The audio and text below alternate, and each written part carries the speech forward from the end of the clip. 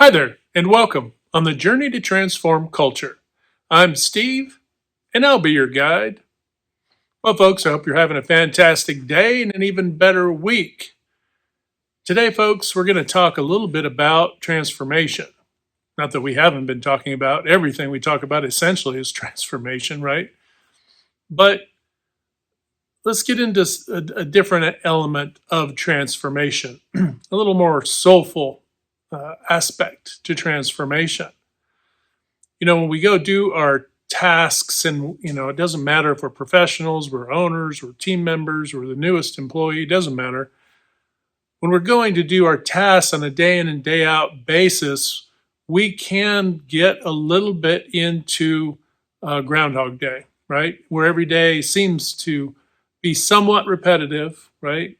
And perhaps there isn't enough contrast in your days, and you may get a little bit lethargic, right? May get a little slow, maybe a little uninspired, maybe a little less passionate in a positive way, right?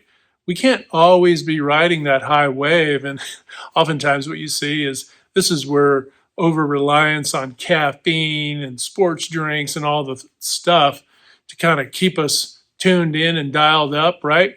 The other part of this is uh, tapping into our own abilities to kind of spur dopamine hits too, right?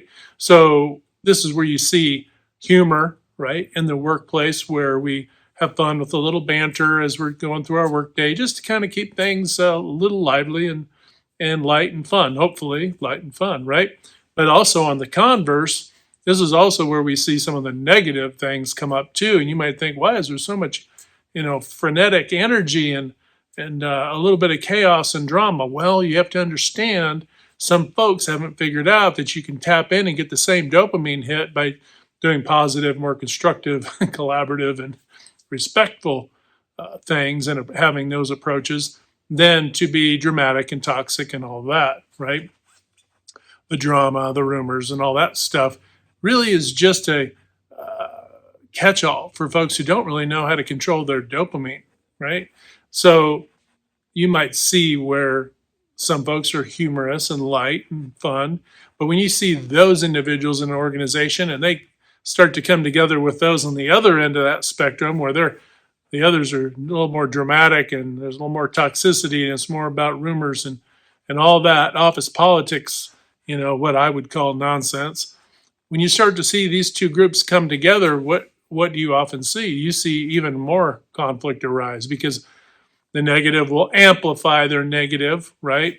And the positive, that could go multiple directions. Either they'll be brought down or they'll be sidestepping. And this is where, obviously leaders, managers, and the rest have to kind of get involved to kind of keep folks focused on the appropriate things we got to get done in the organization.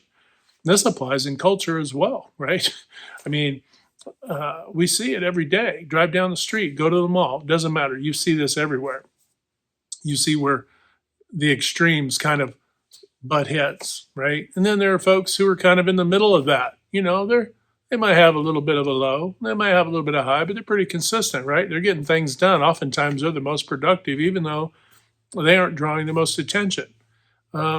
So just kind of a nuance to some of that.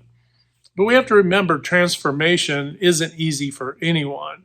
And change for the better, and constant change, right? Good change, kind of, is not always easy. Sometimes it's work. And sometimes we also, though, have to understand because it's work, we have to find ways to kind of keep our minds fresh and excited about what we're doing. This is why we also need to look inside a little bit.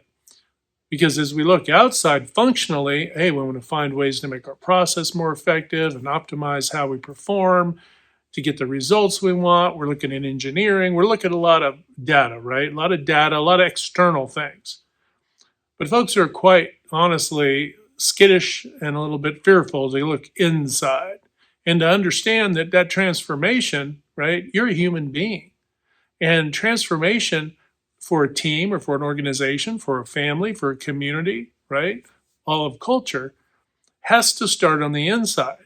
It starts on the inside, but it continues Whether you be working on the outside things, great, but you have to continue to work on the inside. We have to understand that there's balance that has to be achieved, right? We have to find balance within ourselves so that then we can also, uh, and we do that by giving the appropriate attention to ourself, the transformation we're going through, the realizations we're going through on our journey, but also externally for organizations or families or communities and everything else. So we have to have a balance is the bottom line. And we can't over focus on one area. We can't always be soft and squishy and deal with all the, all the internal emotional things, although we do need to. And we can't always be focused on the external.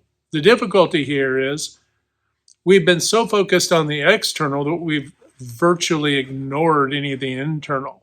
There are very few in culture who actually do deep dives into peeling the onion back on who they are to establish how they got to become who they are, right? Now, you may be a pretty balanced person, but there isn't perfection. Not one of us is perfectly balanced. Let's be clear on that. There's always going to be a sine wave. It just depends on how steep that sine wave is, right? How many highs, how extreme the highs and how extreme the lows. You want a gentle, right? You want a gentle uh, ebb and flow in your sine wave in keeping balanced around that center line, walking that center path, right? You may have a little bit of a low and then you have some highs, and you may have more highs. Transformation then is what? It is getting building in more mechanisms to improve to such a degree that I'm raising that center line. While I'm balanced, I'm raising that center line up, right? That's my standard. And you can apply this to any key performance indicator, but we can also apply it to ourselves as well. How do I raise that up? Well, you raise that up by what? You do improve the external and you work on your internal. Well, what are the internal? Well, you have to kind of go in and do the deep dive. You have to remember, folks, us humans and the internal and what we're made of, it's a little bit like air, water, right? Air, water, wind. These things all exist, but can you grab them? You can hold water, but you really can't grab on to any one of these and really grab onto it. Well, I guess unless you have an ice cube, different state though, right? But you get the idea. Some things, like music, you can hear and be moved by music. We know it exists because we can hear it, we can perceive it. But can you grab music? You can't grab it out of the air, right? And the reason why I'm bringing this up is you as a human being and what you're made of, you're ever growing. You should be ever growing by your experiences, becoming wiser, even if it's just slightly. But those who go on the inside because they want to transform and they want to have better, more thriving lives, understand that the only way to achieve that, let me say that one more time, the only way to achieve that is to go inside and go, okay, why does this thing irritate me? And why is this thing? And if you're a person who likes control, why do I feel like I have to be in control? Or why do I feel like, let's say you're OCD, right? My mom was OCD, so I understand it. But why, what drives people to revert to tasks when they're dealing with emotional things, right?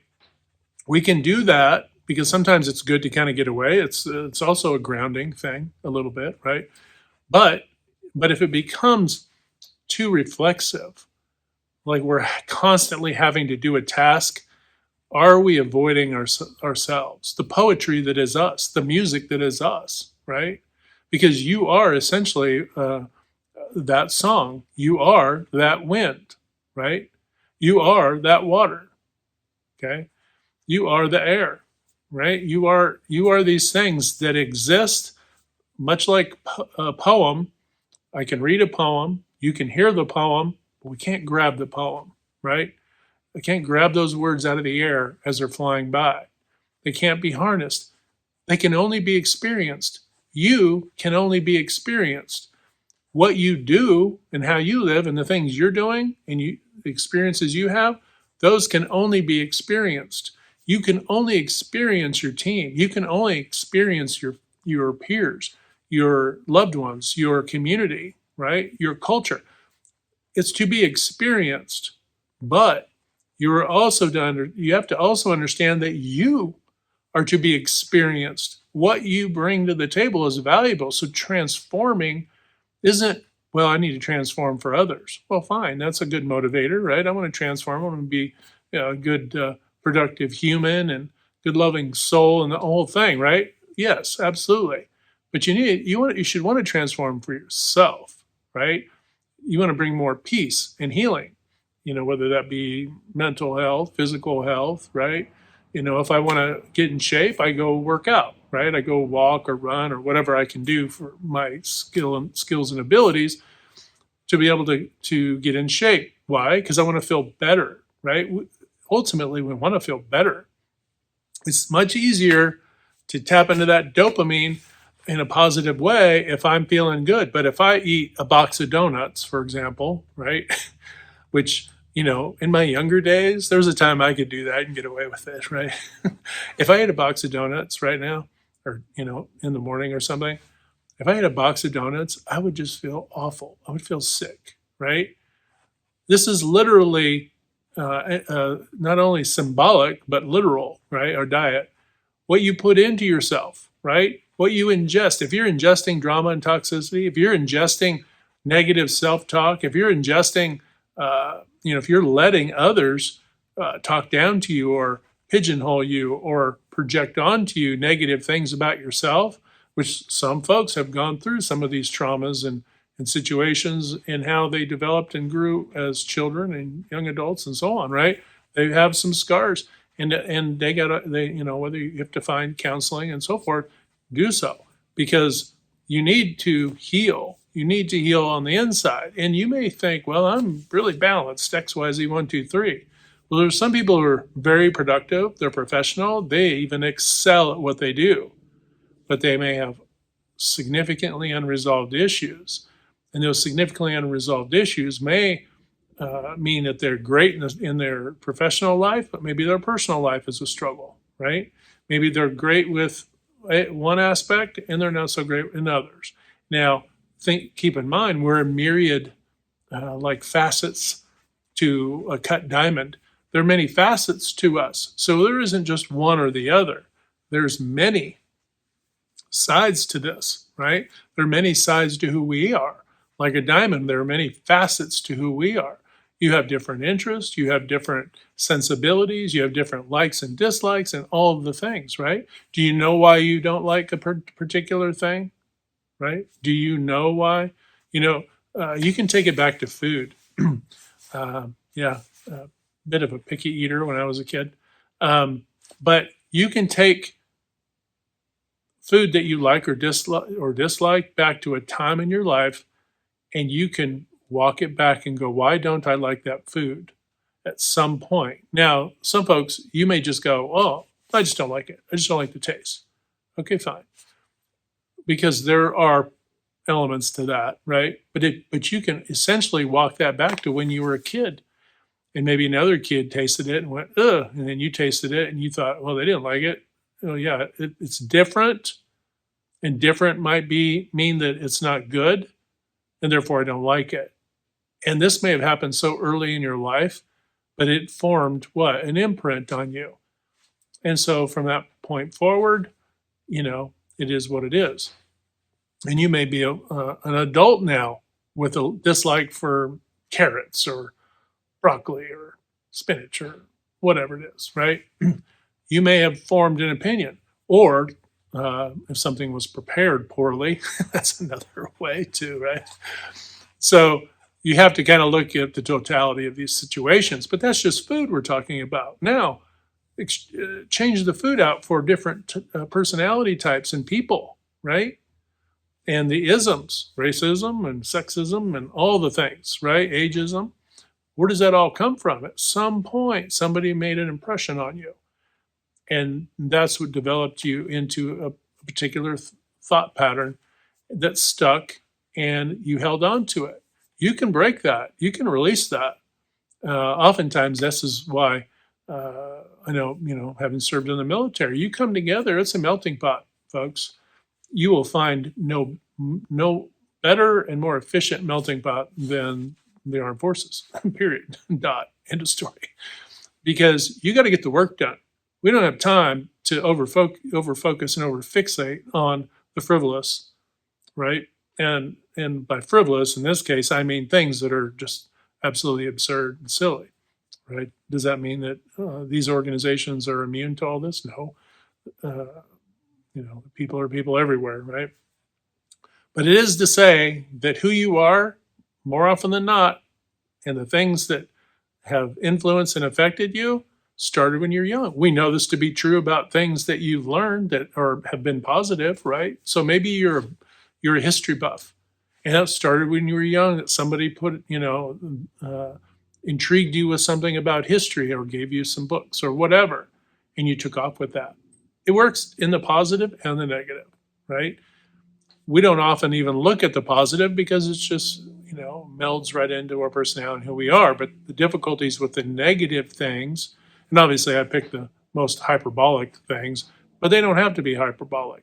It could be that you're just polarized to people who are very toxic. Well, that can be healthy, but if you're not able, or if you run from conflict, that can be difficult, right? Because how do you negotiate? How do you find compromise if you're running from conflict?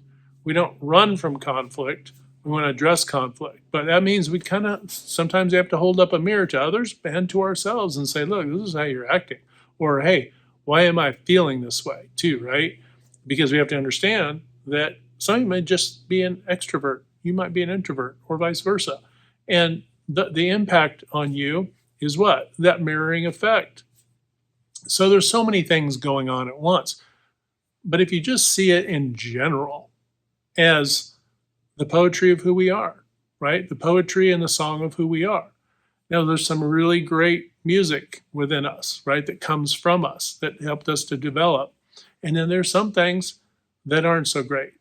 So when I say go inside, sometimes each of us, we have to examine our own history, examine our own path, choices we made, maybe choices that we made that were poor. And then now we go, oh, yeah, I made a left turn there. Don't continue to crucify yourself for the poor choice. Did you learn from it? Yeah. Okay. Well, then you move on. And if other people are crucifying for you, shame on them, right? That's an issue they have to work around. It's not your problem, right?